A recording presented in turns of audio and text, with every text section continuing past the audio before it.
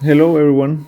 It has been some crazy weeks. I've been very busy with work and other events. I was unable to put some time into the different videos and ideas that I had for the channel. But thankfully, Christmas is approaching, and I'm taking a couple of weeks of holidays from work, so I will have some free time to work on this project and other videos as well.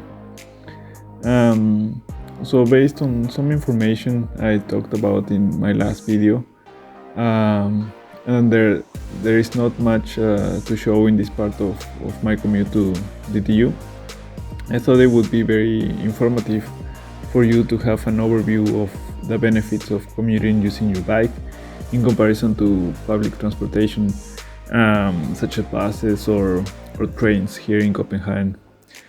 And more specifically, how much money you are able to save by doing so, because it can be quite significant, especially if you're a student.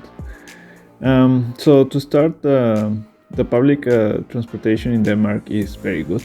The system is very well connected, and it's easy to get from one place to another efficiently, and most of the time quickly.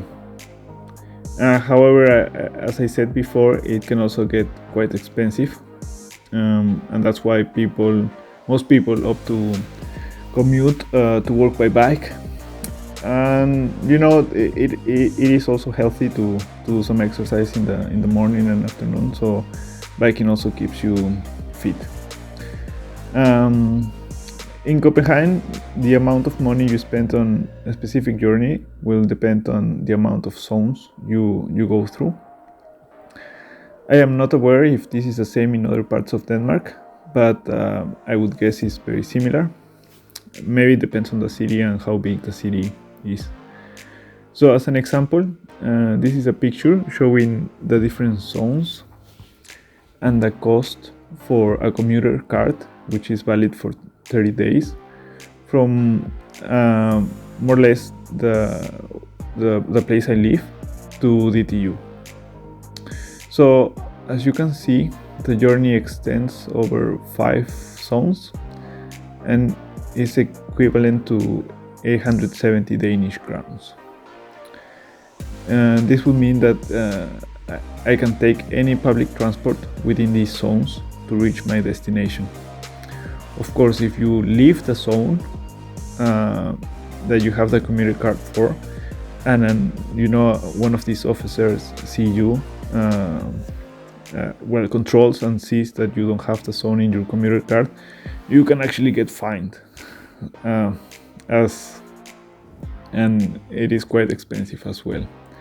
So it is very important to keep this in mind. And if you plan to travel outside the specific zones that you have, you might as well buy a ticket or do a check-in with the transport card, not a commuter card. So moving on, in the case of students and professionals that work at DTU, they often take a different strategy.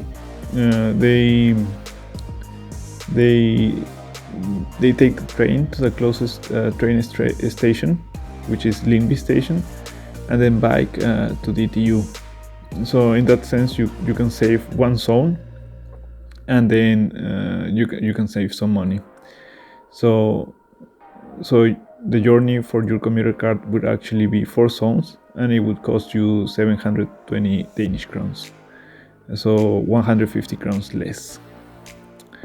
So yeah, you might think maybe that 150 crowns is not that much, but over the course of months and years, it can sum up to be something significant. And something else to take into account is that I'm calculating this based on where I live, so maybe someone that lives farther away pays more, or someone that lives closer to DTU pays less. So actually this is why, it also makes sense, but most of the people that work and study at DTU try to live closer to DTU. So going into more the specifics of the commute and how I commute. So in my case, I use an electric bike to commute to DTU because I'm not a professional racing. I don't race with bikes normally, so I get very tired, so I use an electric bike.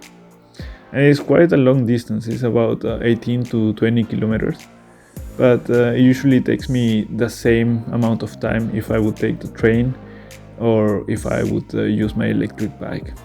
So I mean, if you're lucky, you can get from my place to DTU in around 40 to 50 minutes maybe. And if I use my electric bike, it's around 50 to 60 minutes. So maybe a 10-minute difference if you compare both of them. And of course, there is something very important, and if the weather allows, I of course try to use my bike as much as possible. But if it's pouring rain, then I mean I have no other choice than to take the train. And so I also like to bike because you get some fresh air, and even though it's an electric bike, you also move your legs, so you can still do a little bit of exercise. So getting into more specific details, the bike that I bought is this one. It's called the Fido D1. It's an electric bike made in China. It cost me around 3,140 Danish crowns. I actually thought it was very cheap compared to other electric bikes that you can get here in Denmark that are very costly. So most of them are, between 9 to 15,000 crowns, which is crazy. It's a lot of money. So I decided to buy this. Since it was my first electric bike, I decided just to go cheap, and I bought it. And I was a bit skeptical. And first I thought I got scammed. But anyway, the bike found its way from China to my door. And to my surprise, it's actually very, very good, and it's been almost 2 years and it's still, it's not in great condition, but it's still useful. I will maybe do a review video on the bike later on to show you, the small details and where I think it is good, and maybe some other aspects that I think might need improvements. But anyway, so considering and overestimating 50 crowns of maintenance, for the bike per month, for patching up flat tires and changing tires or doing some small fixes. Of course, this will only be valid if you do the fixing and if you buy yourself the different items, because if you go to a bike shop here, it will probably cost you like between 5 to 6 times more the price.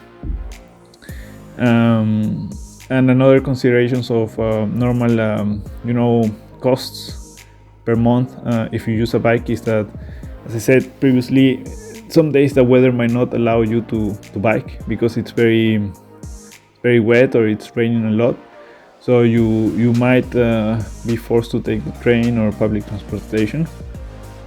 And I'm just estimating this to be around 150 crowns per month, which I think it's an overestimation, because normally, it depends on the month, but normally I don't take the public transport more than maybe 2 or 3 times per month. But in this case, 150 crowns will cover at least 5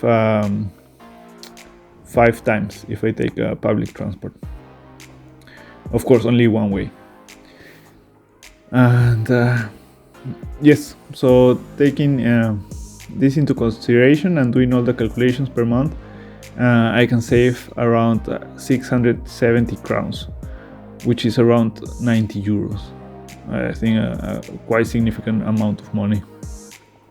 Now, I went a bit farther and calculated the amount I saved in the first year, taking into consideration also the cost of the bike, and I ended up around 3,100 crowns, so something around 416 euros. So basically in 1 year, the bike has paid itself, because I have saved enough money that it has covered the cost of the bike, and I have saved some more money, and I have the bike almost for 2 years now. So in my second year, I'm estimating to save around 6,240 crowns or less, which is around 838 euros. So it's, for some people it's nothing, but I think it's some money that you can also spend it in some other things. You can go to nice restaurants, or buy some other stuff. So I think it's some good money. Yes, the only downside is that electric bikes won't last forever, especially the battery. In my case, after 2 years, the battery seems to be losing storage capacity and some power. So halfway it usually goes slower than it used to. But I mean, this is normal. And you will just need to account for maybe replacing the battery later on, or if you want a different model, buy a different electric bike. So I think that's mainly it for all the details. I think I have summed up some specifics on how much money you can save by commuting by bike, especially in the Copenhagen area. And yeah, if you, don't forget to like the video if you liked it or found it useful, and let me know in the comments if you would like me to explain further details on the transportation system or around Copenhagen, or maybe if you would like a review on the electric bike or any other topic you might come across that you might want me to explain further. So thanks for watching, and see you in the next video.